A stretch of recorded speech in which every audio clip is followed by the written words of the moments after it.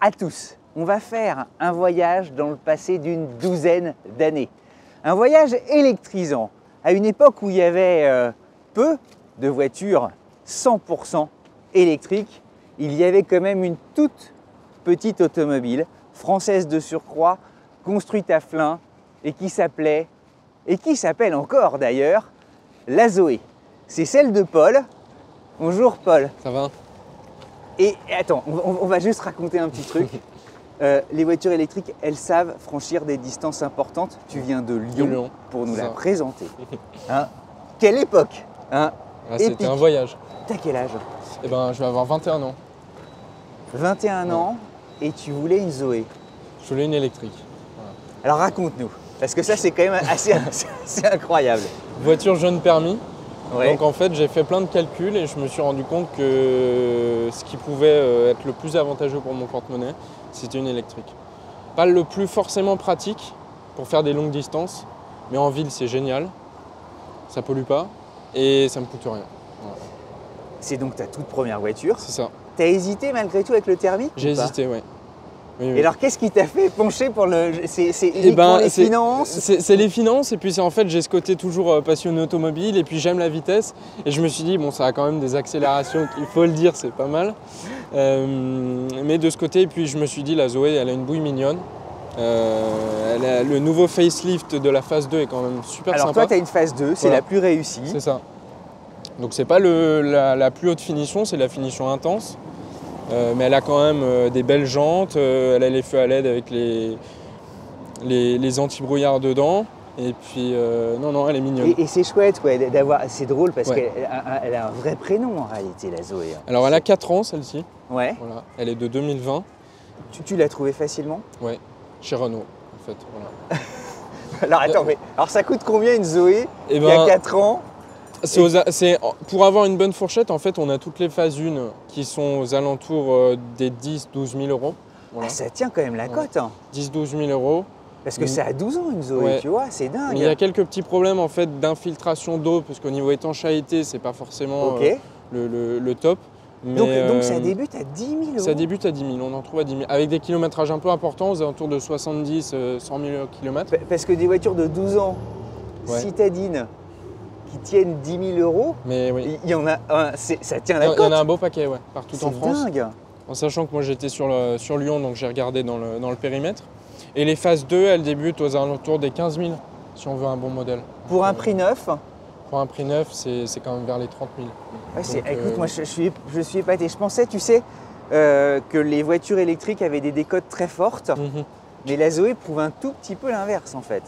Et alors qu'est-ce qui te plaisait? Il te fallait justement un format quand même on puisse quand même mettre de la place, emmener quand même 4 personnes. Les places arrière sont assez restreintes, mais on peut quand même mettre 2 personnes. Ok. C'est spacieux, mine de rien. Il y a un bon coffre, un bon volume de coffre. Et puis, et c'est marrant parce qu'elle est dessinée en fait. Oui. Hein, j'aime bien cette nervure et tout. Exactement. Ouais. Et alors c'est drôle parce qu'elle a quelque chose de très mignon, mais de solide aussi à la fois. Oui. Là, les feux à LED. Alors à l'époque, quand elle est sortie, elle se distinguait évidemment de la Clio, qui devenait rivale, toutes les deux. Et certains disaient qu'elle était presque plus réussie que la Clio, tu vois, du début des années 2010. C'est différent, oui.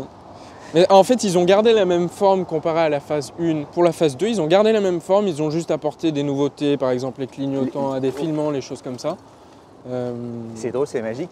Tu passes ta main pour que ça se déclenche, Tino. T'es un super héros. Hein. Alors là, bravo. Et puis tu as les petites jantes ici. Ouais. Elles sont sympas celles-ci, voilà. Alors elle existait en différentes coloris. Toi, tu as vraiment la Zoé archi classique qu'on a tous en tête. Moi j'ai pris le plus classique. Blanche. Et puis je me suis dit c'est une électrique. L'été si ça chauffe, au moins le blanc. Voilà. C'est un peu moins.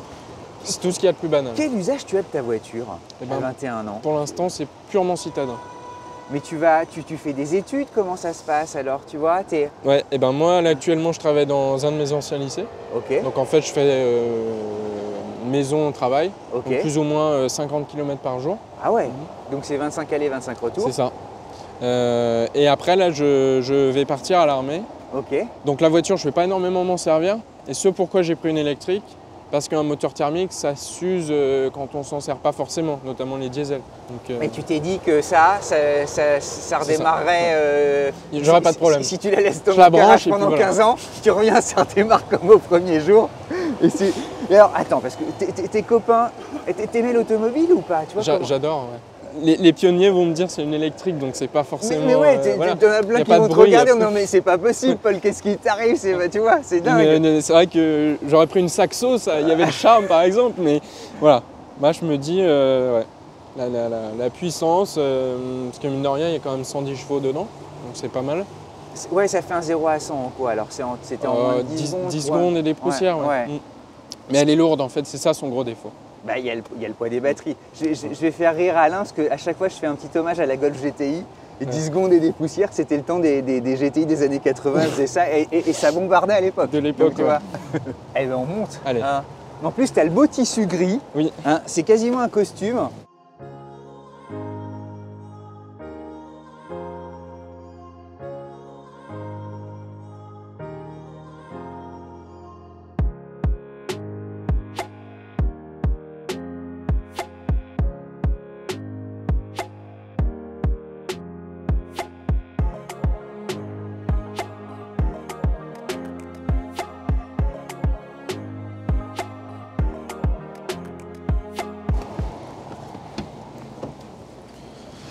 C'est chouette parce que l'intérieur est chaleureux.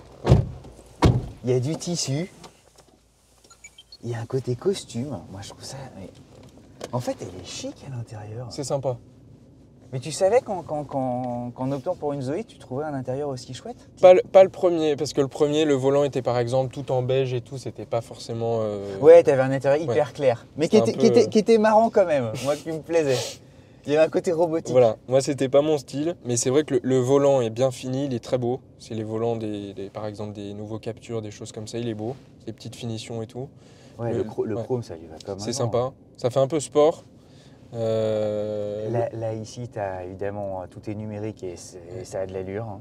C'est joli. Hein? Seul petit défaut, c'est l'écran qui est un peu petit, parce qu'il y a la version avec le grand écran. Mais celui-ci, ça suffit, hein. Il y a l'Apple CarPlay, il y a tout.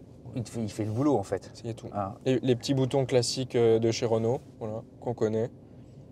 De prise USB. Ouais, à chaque fois, ça marche bien. C'est ceux d'Alfa Romeo. Mais tant mieux. J'adore cette marque en plus. Donc. Là, le petit levier. Classique. Non, mais, franchement, c'est bien présenté. Alors là, c'était un petit peu dur, mais c'est pas grave. Non, mais ouais, il y a quelques plastiques, mais mine de rien, c'est quand même moussé. Là, ça va. Ils ont fait un petit effort. Mais tes potes, comment ils te regardent? Tu vois, ils se disent, c'est Paul, bizarre, il a pété les plombs, qu'est-ce qui s'est passé? C'est le cas de C'est bizarre parce que oui, c'est pas courant de voir quelqu'un de mon âge qui a une Zoé. C'est vrai qu'il y a un petit côté kart en fait quand je la conduis. C'est un peu comme un karting. Ouais. Il faut faire attention, mine de rien. Ouais. Mais c'est très sympa. À l'usage, moi, je suis le plus heureux. Ouais. J'avais oublié, mais il y avait même ici, oui. Tu vois, des touches de chrome. Bon, allez, on va rouler en silence, confortablement. Quand je disais chaleureux, je pèse mes mots parce qu'il fait tellement froid dehors. Et tu sais, tu te sens accueilli. C'est comme quand tu es, tu sais, à la montagne et qu'il fait froid et tu rentres dans un intérieur où tu sais, le tapis est épais et tout, tu es content. Et le confort. Ça va. Hein, c'est chouette en fait. Et on est en train de réaliser que c'est sans doute la citadine idéale. Et oui, je pense. Par ici. Et attends, il y a 12 ans, on sortait ça. Et maintenant, elle ne se produit plus pour laisser place à la Renault 5. En fait, tout est vachement bien filtré. Alors tu sens qu'elle est un peu haute. Il y a un débat d'ailleurs sur sa hauteur parce qu'elle fait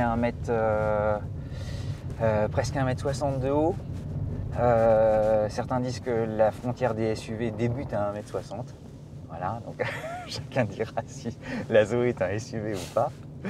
Mais c'est vrai que c'est silencieux. Après, sur autoroute, c'est différent. Pour avoir fait le trajet Lyon-Paris, c'est vrai qu'on entend quand même un peu de bruit dans l'habitacle. Parce qu'au niveau insonorisation, c'est pas non plus une voiture premium quand même. Le trajet Lyon-Paris, c'est quasiment... t'es à quoi 500... On est à 500 km en arrondissant et on est à 7h30 de route par autoroute. Et tu t'es arrêté 2 fois. Et combien de temps pour donner des points de Plus repère ou à moins tous ceux qui nous 45 minutes à chaque fois. 45 minutes, 1 heure. Ouais. Tu consommes combien et combien de distance tu franchis entre chaque recharge sur autoroute? Alors moi je fais plus ou moins les distances, c'est du 100 km à chaque fois. Je vais guère plus au-delà parce que je préfère me laisser une marge. Ok. Et sur autoroute on est autour des 14 kWh. Ce qui est convenable. Ce qui est plutôt pas mal. Alors tu roules pas très fort, tu tiens à 110, c'est ça? Non, Ouais. on se bloque à 110, je mets le régulateur et puis ça tient. Ouais. Et en ville, c'est vrai qu'on est autour des 8, 10, 12 kWh, vraiment. Ce qui est bien. Mm. Ouais. Et ça veut dire qu'en ville, tu te mets à recharger. Alors tu recharges chez toi, tu recharges sur des bornes? Moi, je recharge sur des bornes parce que c'est plus rapide. D'accord. Alors moi, j'ai pas l'option combo CCS parce que quand je l'ai acheté, forcément neuve, le propriétaire ne l'avait pas pris. Ok. C'était une option à 1 000 € à l'époque. Donc C'était une option chère, ouais. C'est quand même assez onéreux. Ouais. Et qui manque, c'est dommage, ouais. Il n'est pas mis en série. Donc je branche en type 2 classique et ça me recharge. Ah ouais, t'es un warrior. C'est vrai que... Ah ouais, bravo, coup de bol. Mais c'est chouette parce qu'on se laisse complètement bercer. Oui, Hein? il y a toujours le petit... Là je l'ai enlevé, mais il y a toujours le petit bruit classique de Ah, merci de le mettre. de vaisseau spatial. Ouais, qui est tout à fait Ouais. agréable, qui est marrant. Hein. Ouais. Et qui, à l'extérieur, prévient les piétons de la présence de la Zoé. Parce qu'à l'époque, les ingénieurs réfléchissaient en se disant « Mais attendez, on n'entend plus les voitures électriques. Ça risque effectivement les risques d'accident sont réels, donc il faut se manifester. » Et ils avaient inventé ce petit bruit. Et ce bruit est reconnaissable de loin. Et aujourd'hui, ça signe une Zoé. Oui. C'est marrant. Complètement. Hein, c'est dingue. À l'époque, il y en avait qui disaient c'est n'importe quoi. Aujourd'hui, ça va peut-être même être l'âme de la Zoé. C'est marrant le parcours. Tu disais que tu voulais la garder comme ça très très longtemps. Je vais la garder un bon moment, ouais. Tant qu'elle ne faiblit pas. Et puis après, mon rêve, ce serait de me prendre une Tesla, idéalement. Donc je vais mettre un peu d'argent de côté pour avoir une plus grosse autonomie ou bien rester chez Renault, je verrai. Mais je pense que là, j'ai goûté à l'électrique, j'aime bien. Ah ça y est, oui. Ah ouais. Je prends à mon avis, oui. Ah, et tout le reste paraît moyenâgeux, quoi. Tu te dis... Disons que ma voiture fétiche, c'est la Giulia Quadrifoglio, tu sais, avec son fameux V6. Va falloir entendre encore un peu. C'est trop marrant parce que parmi les abonnés de Sans Bornes, t'en as qui justement roulent parfois en Tesla et ont une Mustang à côté V8. Enfin, c'est très marrant, tu vois. Complètement. En fait, les deux ne s'opposent pas. Non. Toi, ton rêve, c'est une Giulia. Et le dernier des Mohicans, un moteur formidable, un 6 cylindres que tout le monde adore, et t'es en Zoé. Oui, ça peut paraître... C'est aux antipodes, en fait, l'électrique, et puis... Non mais tu sais, proportion gardée, c'est un végan qui rêve d'un rumsteak sauce béarnaise, avec des frites. Et ça marche, hein. Mine de rien, on sent que... Ouais. Après, elle est lourde, donc forcément... et elle fait 1,5 tonne, donc c'est quand même... Je trouve très lourd pour un véhicule de cette catégorie, parce qu'une Clio... Bah ouais, t'as 200 kg de moins, mais c'est les batteries. Ouais. Je veux dire, tu le ressens au quotidien et c'est un regret ou tu t'en fais ton deuil et tu bon, alors, comme ça. Je suis allé plusieurs fois sur des routes un peu sinueuses, en montagne, quelque chose comme ça. Dans les virages, il faut y aller mollo. Ok. Parce qu'on sent quand même que... voilà. Ouais, elle prend un peu de roulis et tout ça. ça. Ouais, Mais sinon... et la R5 J'aime bien, mais j'aime pas la forme pour l'instant. Je me suis. Ah bon, alors on va s'arrêter là. Tu vas. Je m'y suis pas fait pour l'instant. Parce qu'elle est vraiment incroyable. Faut que tu la conduises. Alors l'intérieur est joli. J'ai vu que la belle planche de bord. Et la 4L, elle te. Non? En fait, moi, je serais plus partant pour le Renault Rafale. Une autre catégorie, voilà. Alors qui n'existe qu'en hybride ou en PHEV, en hybride rechargeable. Oui, c'est ça aussi, c'est encore autre chose. C'est marrant, les goûts et les couleurs. Et Tesla, tu vois, question, le fait que Elon Musk, tu sais, se soit lancé dans la campagne de Trump, nous, on a beaucoup de commentaires qui disent je rêvais de Tesla, mais en fait, comme Elon est devenu Trumpiste, ça me gêne énormément. Est-ce que c'est où tu t'en fous, tu te dis bah, c'est la meilleure voiture objectivement? Moi, je mets la politique de côté dans tout ça. Pour moi, la Tesla, ça reste une voiture qui est quand même Bah, objectivement, c'est impressionnante. Moi, mon rêve, c'est la Model 3 Performance. Ouais. Parce qu'elle est déjà esthétiquement, elle est magnifique. Et ça changerait encore d'univers par rapport à la Zoé. Mais le 3 secondes 1, 0 à 100, des choses comme ça, c'est waouh. Par rapport à une Porsche ou quelque chose comme ça, c'est quand même phénoménal. Ah ben je vous invite à aller retrouver un essai qu'on avait fait justement d'une Model 3 Performance il n'y a pas longtemps, qui a très bien marché et il en parle remarquablement bien. On se regarde le coffre. Allez. Hein, et puis j'allais dire on ouvre le capot, mais il n'y a rien à voir en fait. Et ben c'est rien de compliqué, on éteint et puis il n'y a pas de mode parking en fait. Donc elle se met automatiquement le frein à main et tout, il n'y a rien à faire. Ouais, frein de parc serré. Voilà. Waouh. Allez, on se regarde le coffre. Alors le coffre, c'est vraiment les arrondis aussi. Ouais. Hein. Bah ouais. Donc il y a de la place. Ouais, vachement. Puis alors, on peut le dire un petit peu, tu vas commencer dans l'armée de l'air dans 15 jours. Dans 15 jours. Hein. Donc, bon là les affaires sont pas encore prêtes. On peut dire ce que tu vas faire ou pas? Parce que c'est quand même formidable. Bah, je vais faire moniteur simulateur de vol. Donc en fait je vais mettre en place les scénarios dans les simulateurs pour les pilotes. Voilà. Et c'est très important évidemment. J'ai évidemment une longue période d'études avant. Et puis après on sera lancé. Et tu simules donc les pannes, c'est ça, les pannes, le vent, le brouillard, tout ça. Ouais, la météo, toutes les difficultés pour s'entraîner. C'est ça. Et être prêt le moment où ça déconne à bord. Exactement, donc c'est complet et puis voilà. Ah oui, d'où les petits sacs et tout ça. Mais ouais, t'as plein de choses. Et t'as ton câble. J'ai mon câble, voilà, pour ranger. Et la trappe au fait? Où est-ce que, et la trappe, elle est juste devant en fait, ouais. Mais bien sûr, c'est son petit nez qui est... Donc, alors c'est marrant parce qu'il y a des débats. Est-ce qu'il faut les mettre sur les ailes? Est-ce qu'il faut les mettre devant? Est-ce qu'il faut mettre à l'arrière? Tu sais, il y a tout existe. Voilà. Donc en fait, comme je te disais tout à l'heure, le combo il se met là. Mais là, l'option elle n'y a pas, ça s'enlève pas. Et puis non, je trouve que c'est bien fini. Il y a la petite signature lumineuse quand ça charge, quand ça branche pas et tout. T'as eu aucun problème, ouais. Ouais, ça marche très bien. Faut pas hésiter à demander quand on achète une électrique le SOH, le State of Health, pour savoir la vie de la batterie en fait. Moi je l'ai acheté, elle était à 98%, donc c'est quasiment neuf. On ne l'a pas dit, mais t'as quoi? 50 000. C'est ça. Elle a 50 000 km, ouais. 98% de la batterie est encore efficiente. Et ce qui est bien chez Renault avec les Zoé, c'est que la batterie est garantie 8 ans. Ouais. Donc en fait, si on a un problème et tout, bah, ils nous changent, il n'y a pas de souci, en fait, elle est garantie. Donc peut-être quoi voir venir. Voilà. Paul, mille merci. À bientôt. Écoute, on te souhaite une très belle carrière au sein de l'armée de l'air. C'est gentil. Voilà, si vous aussi, comme Paul, vous avez envie de nous présenter votre voiture, quelle qu'elle soit, la preuve, hein, 21 ans, tu roules en électrique et t'aimes les Alfa Romeo de Giulia. C'est ça, ouais. Eh bien, vous venez, vous nous adressez évidemment un message via Instagram, c'est ce qu'il y a de mieux. Et puis, vous viendrez place Vauban. À bientôt, Paul. À bientôt. À bientôt à tous.